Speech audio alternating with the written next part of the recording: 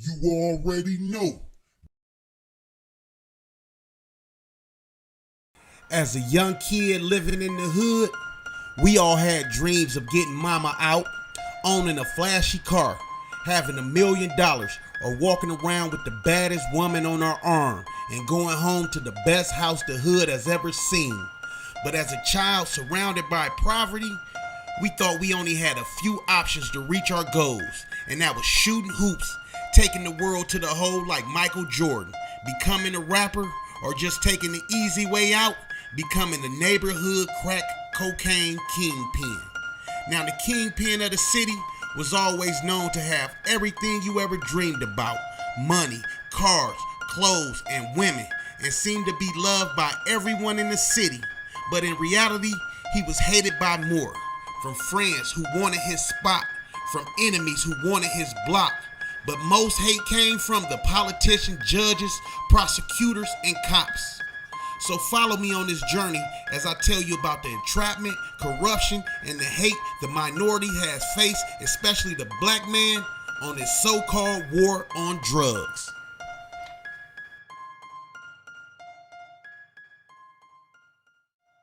The Anti-Drug Abuse Act of 1986 was crafted by then Senator Joe Biden.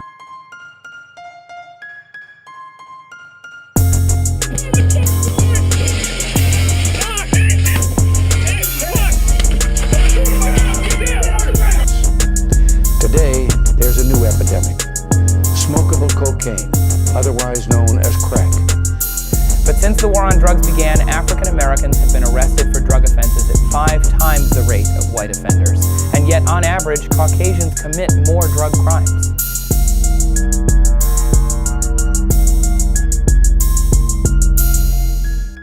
I sold crack at 13 years old after my father was sentenced to 21 years in the federal penitentiary for 4.5 grams of hard and a shotgun. Now, before my dad went to prison, I was a CB student and stayed in sports. But after his incarceration, I barely attended because I was too busy focused on selling drugs to help my mom out all that I could around the house now since she's a single mother. Being so young, selling drugs at that age, I'm not knowing I had fell into the plans of the U.S. government to get rid of any black man at any means necessary. Sort of like in the early 1900s when it was a shoot to kill order on any black man who was thought to be off cocaine. They said that the blacks off cocaine were more violent, were better marksmen, and could take more bullets than the average human. So Congress passed a law that it was legal to kill any black man who was thought to be off cocaine. But actually, the whites used 95% of the cocaine imported to the U.S. for medical reasons and a symbol of luxury for the white man. But none of the studies have seemed to be true about the cocaine crazed nigger, but actually, they just signed that law to legally lynch and kill black men, especially the ones who were accused of doing something to a white woman, sort of like the Karens we have running around here today. They're not like us. They don't take baths. They stink. They're nasty. They just not like white folks.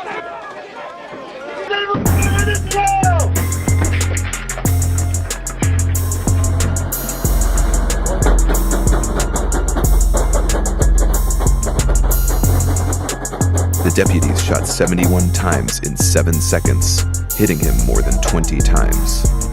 He never fired, and no drugs were found. In response to a nation in panic, we passed, on a bipartisan basis, a law that imposed a 100-to-1 sentencing disparity between crack cocaine and powder cocaine offenses, the Anti-Drug Abuse Act of 1986. To this date, it is one of the worst votes I ever cast. How do you go from a war on poverty to a war on drugs? Well, that's what the United States did in 1986. We're going to lock everyone up living in poverty, so the fatherless kids had no choice but to roam the streets and look for means to survive to take care of their younger siblings and struggling mothers. Because in reality, I asked the question, who really made crack? Because you cannot tell me that an uneducated black man sat in that kitchen and said, I'm gonna mix baking soda with cocaine. Facts. No need to cry about it because it's here and it's here to stay. But the minorities took full advantage of the easy money, the opportunity to escape poverty. But you know what? A lot of the dealers became hooked on the feeling of escaping all life struggles that they were facing on a daily basis. Now, most had crack-addicted parents. Now, some parents maintained, but others failed. But that was the plan from the get-go. Addiction. And I'm not talking about the smokers. I'm talking about the kids addicted to the fast money, the lifestyle, but not knowing the consequences they face as a teenager going into young adulthood. That's why I salute the ones who made it out, like the outstanding basketball star Len Bias.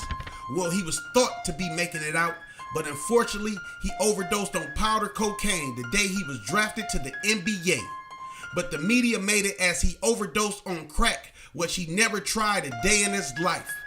So they were going to up the tally on a war on drugs. And even the alcohol companies and the tobacco companies funded money to take down blacks on this so-called war on drugs just to take the eye off what was really killing Americans. America's public enemy number one in the United States is drug abuse. Mental health therapy is another possible component in a successful recovery plan and helps with modifying attitudes and behaviors related to addiction.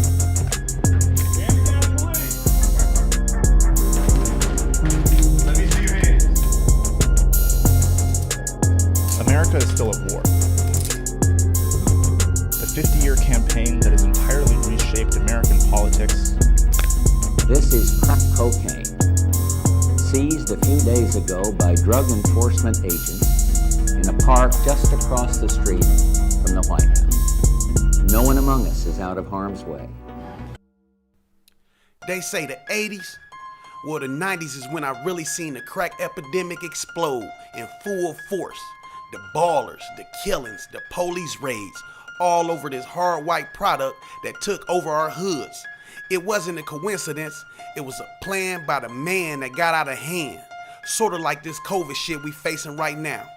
Ask the grandmothers, the aunties who took kids in, and not just family members, it was kids from the neighborhood that was filled with pain. Imagine hearing your mother, auntie, or sister having sex with someone you knew for a $20 hit of crack cocaine. It would drive any man insane. But insane is what it made us, to build resentment towards our parents and hate towards any other black man that crossed our path. Now, in reality, the kids needed therapy for their situation. Instead, they were locked up until they were senior citizens, some for the rest of their life.